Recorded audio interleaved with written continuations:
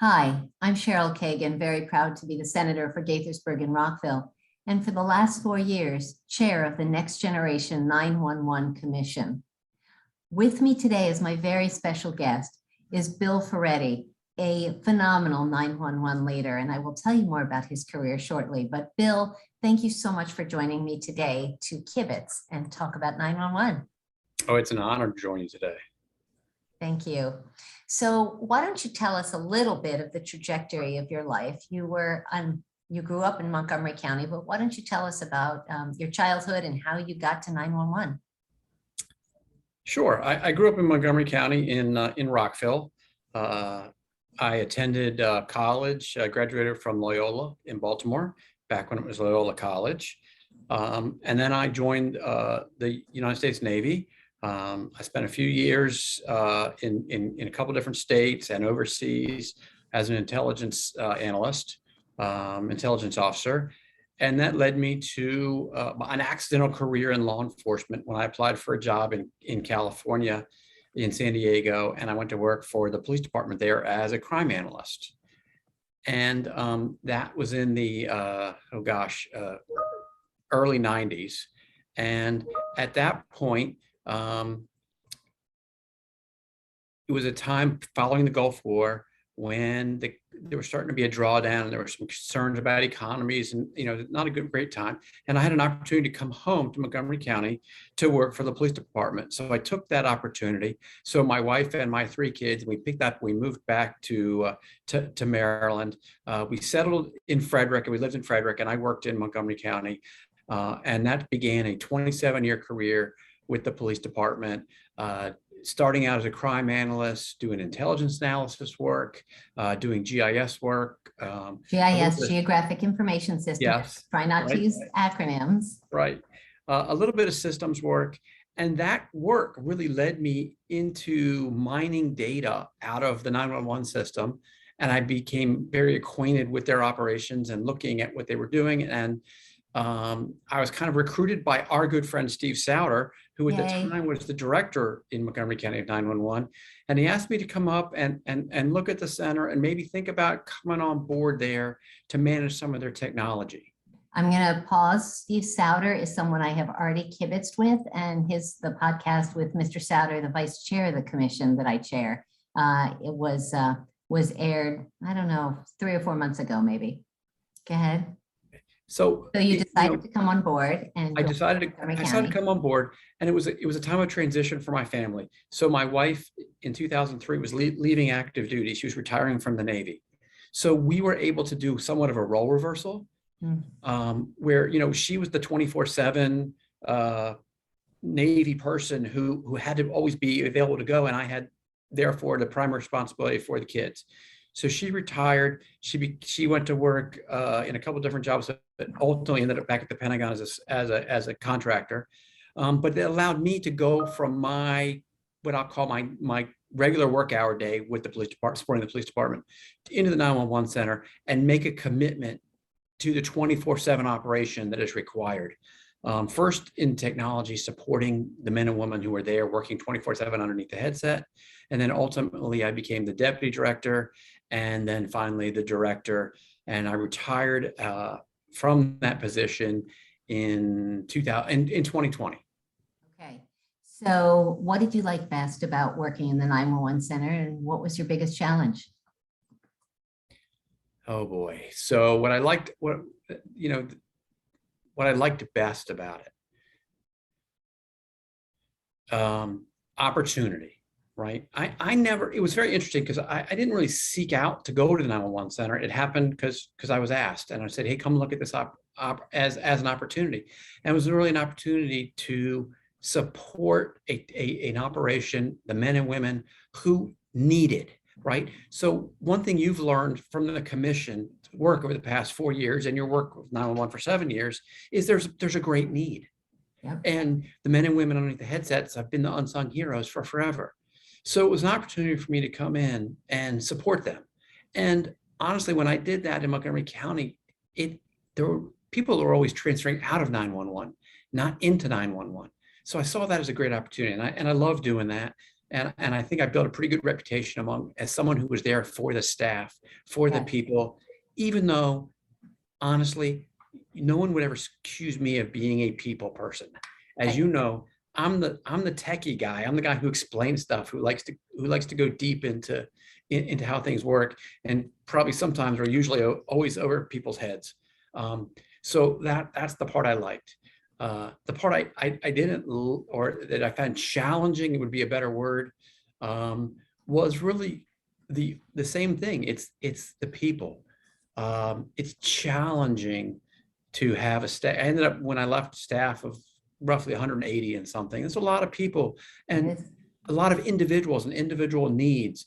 And as I saw my job, it was to balance their needs against the needs of the 1 million plus citizens and the needs of the county Residents. executive. Residents. Sorry, yes, residents and visitors. And those Yes. things aren't always, they don't align. Mhm. And so that was the challenge. But I think that my family values, the way I was raised, the training I got from the military, the training I always, enjoyed through the police department, both technically and for people, really prepared me for that career. And Yeah. I was Let's very go glad back. to be doing it. Let's go back to your childhood. What did you think you wanted to be when you were growing up as a kid? I have no idea. I don't remember ever. I wasn't that guy. Okay. Although I thought, I think I was from the generation that you went to high school, you went to college, you got a job, you got married, you had kids, because that's what you did. And so when I left high school, I first started out looking at engineering. And I was going to be an engineering major, and I was very good I was always very analytical. There's a big duh. And I really enjoyed math. I want to know that when you were 7, you wanted to be an astronaut or a cowboy, or that's what I'm looking for. So nothing. Yeah, I don't think that wasn't a thought process in my head. Okay. All right. So let's move on. So your dad was a judge. Did that have any influence on the whole public safety aspect or focus of your career, or no? Some, but probably not that much. My father was appointed to the bench when I was already just about graduating from college. So it obviously didn't have an impact on the way I was raised. I think it had an impact in opening my eyes to the possibility for when I got that call in San Diego that said, "Hey, are you interested in coming to work for the police department?" Right. Because had you asked me that as a teenager, I absolutely would have said, I don't want anything to do with that. Yeah. And I was pretty adamant when I went to work for the police department. It just wasn't me. I wasn't the guy who wanted to carry the gun, because I really didn't think I had the right temperament at that time as a young man to have a gun. So let's talk about 911 centers. So obviously I've been to the public safety answering point, the 911 center in Montgomery County, a bunch of times, as well as I'm up to 17 or 18 out of the 24 around the state. What would someone who was visiting for the first time be surprised by at a 911 center? I think they'd be surprised on a couple of fronts.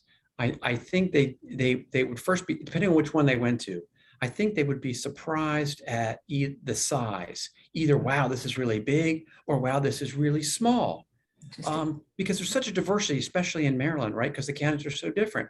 Yes. And I think that TV gives you the expectation of these big rooms, and that's not always the case. Nope. But I think they'd be surprised. The biggest thing someone would be surprised at is the number of screens that a 911 operator sits in front of, and the amount of information that they are asked to synthesize, both visually and through their headset. And I can't understate that. That is probably the biggest thing. And then the other thing that I think that they're pleasantly surprised about or impressed, I should say, is the technology itself, and it's all Yes. around you. It's in the room, it's on the walls, Yes. and the technology is what hits you in the face, which is funny because the technology is important. Don't get me wrong, but you know, and I know through my career that it's the people. It's all about the people underneath the headset. They are the magic that makes it happen. Agreed. Agreed. So tell me about your hardest day in 911. What's a memory that haunts you, or that was your biggest challenge? A couple, and they had to do with, and I'm not going to get specific days, I guess, because they all kind of meld together for me. Yeah. But it's when things didn't, when systems failed, whether for whatever reason, right? And when you know that everything you've put together and all the backup plans and all the plans you've put together, and life happens, technology fails, and the service is affected. So it's both good and bad. So the stress level for that, and there was a couple of days where I had, I didn't go home for 24, 36 hours when things like that happened. And once it happened when I was out of the area, and that was extremely stressful. And I'm the positive note, for the most part, it's not perfect, and you know this, it's not perfect, but the people performed excellent. And the level of service was, while not 100%, it was still delivered. The phones got answered, calls got dispatched, units, police and fire medical units showed up on scenes. But those days where, things don't go as planned, those are the hardest days. And those are all, but it's funny because those are also the days when the people shine the most. Yes. So, go ahead. Sorry. Which is awesome. And you see that too. I guess the hardest day for my family. So I'm going to turn it around professionally, but on a personal level, my hardest day was 9/11. Yeah. And on a family level. Not 911, September 11th, 2001. September 11th, 2001. Given where, where my wife was working at the time, where I was, she was at the National Defense University right across the river from the Pentagon. And, there was a lot of uncertainty there. I was between a couple different police buildings. It's just, anybody who was working in the field of military or law enforcement on that day, it was a hard day. Yeah. Yeah. So knowing how hard, how impossible the job of the 911 specialist, the courageous women and men under the headset, knowing how hard a job that is, you hired a bunch of those folks. What do you look for? And if someone's watching this who might think they might be interested in a career in 911, what should they know? What should they expect? And what characteristics do you think they would need to have? Well, thank you for asking that, because again, we've talked about it. It is all about the people. And yes, I had the opportunity to review a lot of files and bring a lot of people on board. I have found that my impression, I don't have any social science to back this up, is that high A's and low B's personality types seem to succeed. I think the high A's, because they're so driven, and they just kind of roll and roll and roll, and the low B's because they're able to roll with everything that happens and the stress. They're able to better deal with that stress on both sides. It's the people in the middle, I think, that might have a little bit more of a struggle. But but you can't, it's very hard to test for. Obviously, most 911 centers are using the testing instruments. We'll talk about the idea of multitasking, which really is switch tasking, to be honest. And it's the ability to do multiple things well. It's the ability to be jump into someone's worst day, help them, feel rewarded for helping them, and then package all that up and move on. Yep. And that is probably the hardest thing that they have to do. I've seen some really good people come through training, and you toward the end of the training go, I can't, I personally can't sleep at night anymore because I can't leave the calls alone. Right. And while we try to screen for those, and we try to, and I think we're making strides as the 911 community to provide them better resources, psychological resources, recognizing that is a big part of the job, especially it's growing as we move in the next generation 911, and our unfortunately level of violence in our communities is going up. And just look at today's gun statistics, unfortunately. So those are really those are important skills. I think it's So also I'm gonna, okay. the last one is, I think generally, and it's a cliche somewhat, but somewhat of someone who's service minded, right? Yeah. You I knew you have were to gonna say want to that. do public service. Yeah. Because you want to be able to not just, I want to, protect and serve or whatever you want to say. No, you truly care about people. And I think those are the people that do well. Yeah, agreed.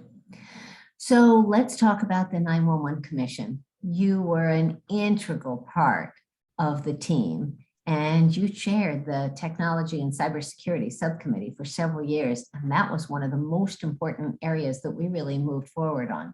So why don't you talk about the subcommittee first and what you think were some of the biggest issues that you addressed? Well, it was the timing couldn't have been better. A lot in the past, 15 years, just different things have happened. Derecho in Virginia, Maryland wasn't as affected, but we had ice storms, and we've had different things like that. And we've seen issues with technology starting to age out in our infrastructure, our phone infrastructure, and the commission comes along at a very opportune time from a technology perspective, because two key issues: the transition to next generation 911 and the need to ramp up cybersecurity. Yep. And those two things probably took a good deal of our time in preparing for that. And next generation 911 is, to be fair, isn't just technology. And we talked about it from the technology perspective.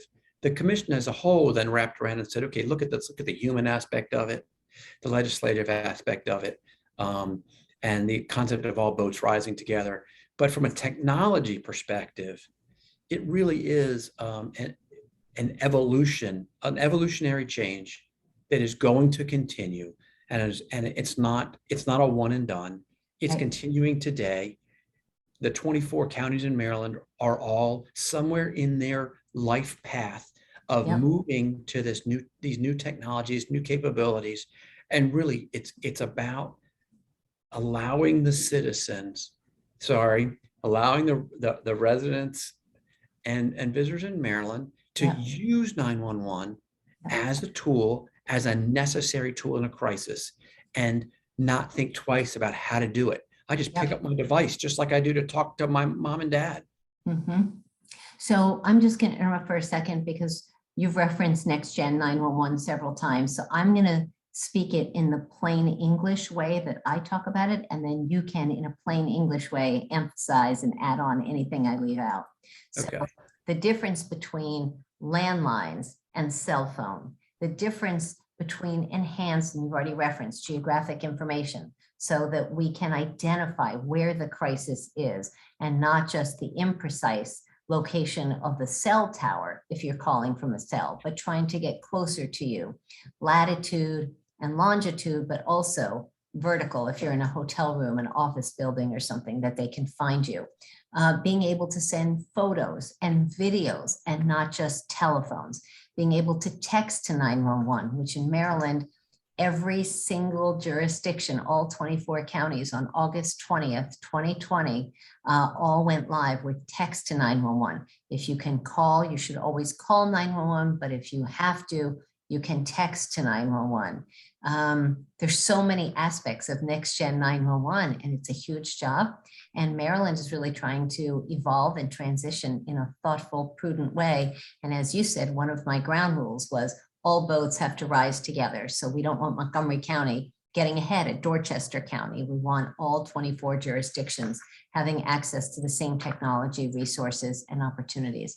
What would you add in plain English, Bill? In plain English. So first of all, Oh, it's an IP-based, internet protocol-based. It's yes. internet protocol-based. Yes.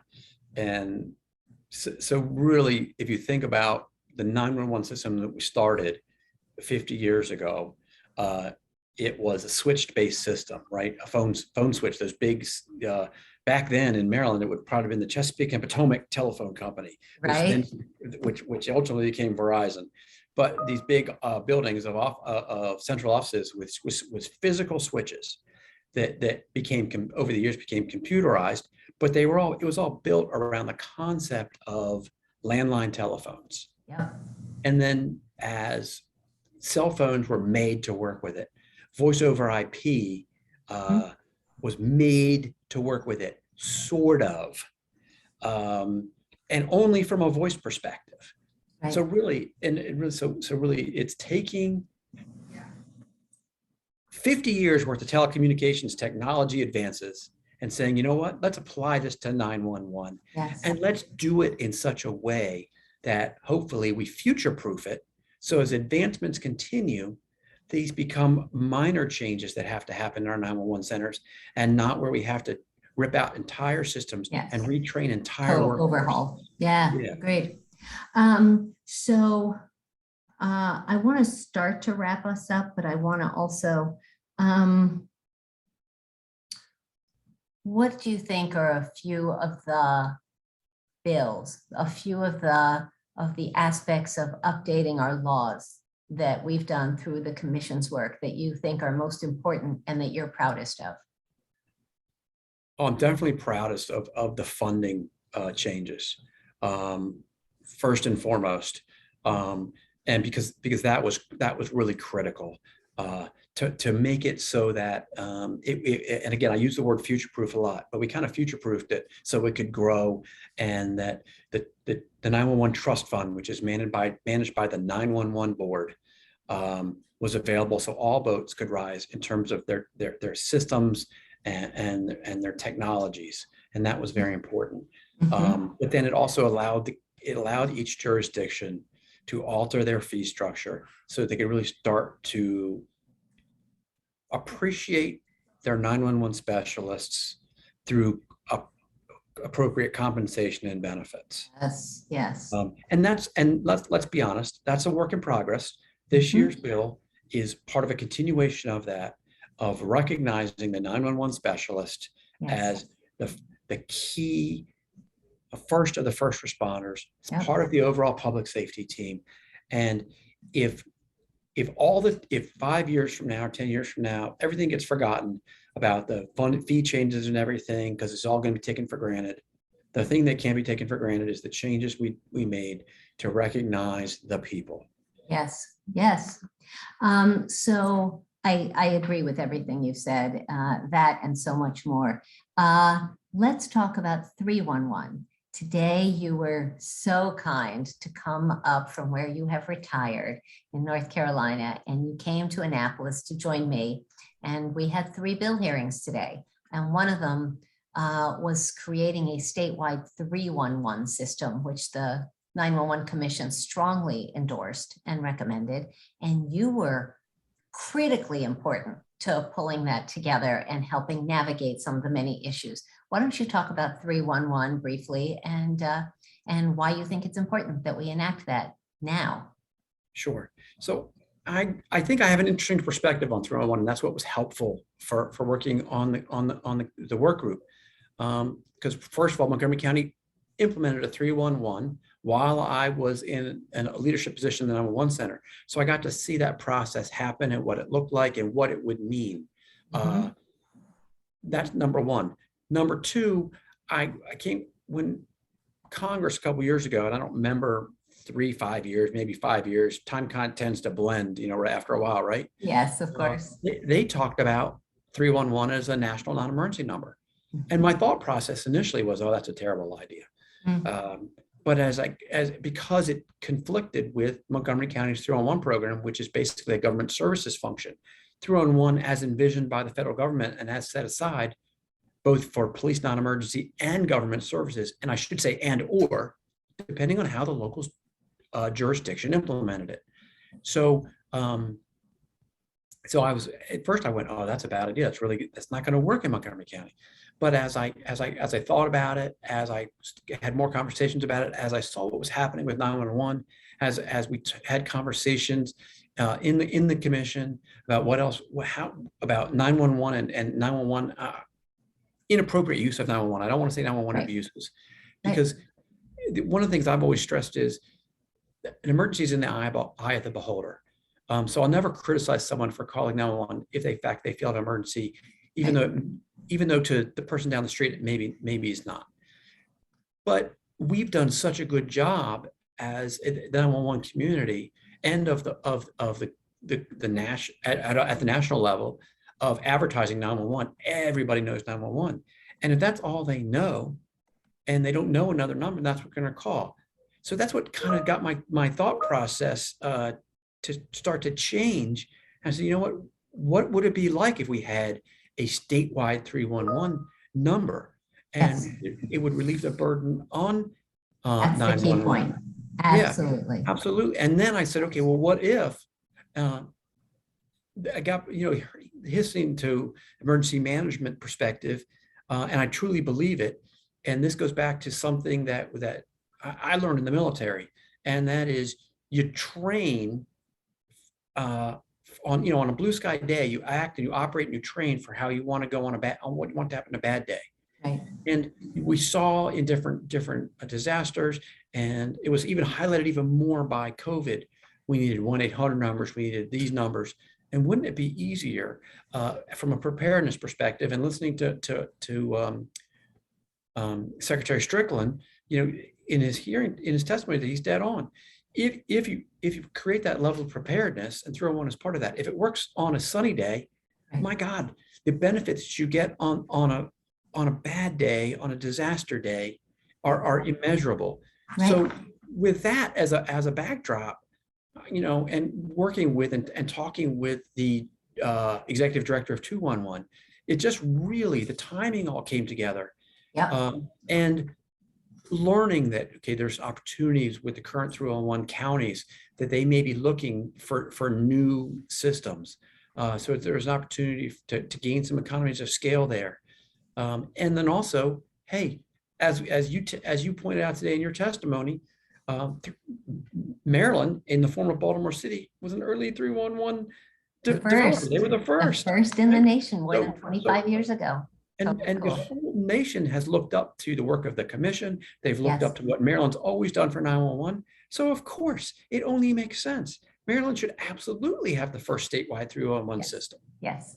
All right. So with that, let's pivot to Fast Five. Bill Ferretti, retired 911 director and all that and then some. 5 quick questions to let folks know a little bit more about you. So first, now that you're retired, what's the best thing about being retired? The best thing about retired is I only have one cell phone, and it's my personal cell phone. There you go. And it doesn't ring all night long. You're still on my speed dial, just so you know. Yes, I know. Okay. Question 2. What is your favorite place to go out in Montgomery County? What was your favorite place to go out for a special occasion or a romantic dinner? So I don't know about especially a romantic dinner. So my wife and I, as we transitioned and we started talking about retiring, we moved from Frederick to Rockville. And when we did that, we were in the downtown Crown area, not in downtown Crown, but in that general vicinity. Nice. And so I loved, probably for the first time in my life, living in a walkable community. Yes. And on a Friday night, walking to one of the neighborhood restaurants for dinner. And there are a lot of good ones in downtown. Yes. And so that being able to do that was a great experience. Nice. Question 3, during COVID, was there a new hobby that you picked up? So during COVID, so I was still in the 911 center as COVID kicked off. Yep. I retired mid 2020. this was a planned retirement, not because of COVID. Yep. And we were somewhat restricted, right? Like everybody else, we stayed home a lot. And so I like to do things, projects. I'm a project person. I like doing things around the house. So my wife and I kid, but we think we did 5 years worth of house projects in a year and a half You're because not alone. because Right. we could. Yeah. And so just probably the biggest thing that I've changed is what I probably spend the most time doing is watching YouTube, experiencing life through what other people are doing, but also learning. Hey, and I doing these projects. Well, how do I do X? Hmm. I will just look it up on YouTube and watch a couple of videos and go, okay, I can do that. Right. That's awesome. Question 4. If you were to host a talk show or a podcast, who would you want to be your first guest other than me? Oh, I don't even know what the topic I would have on to have a podcast about.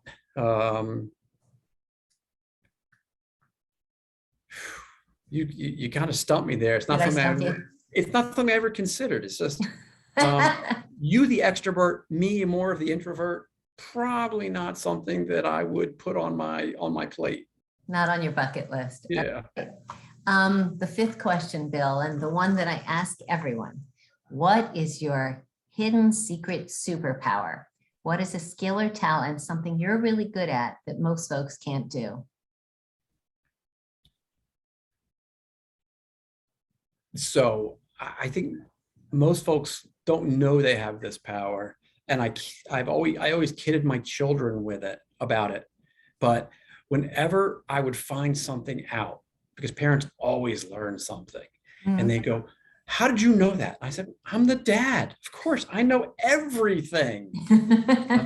So my superpower was being the dad and listening to and watching your kids, listening to what they tell you, listening to people. When you listen to people, whether it's good or bad, that you learn a lot. And when it's kids and they're talking and they don't realize they tell on themselves half the time. Yeah. They don't mean to, but they do. And they go, I can't believe you knew that.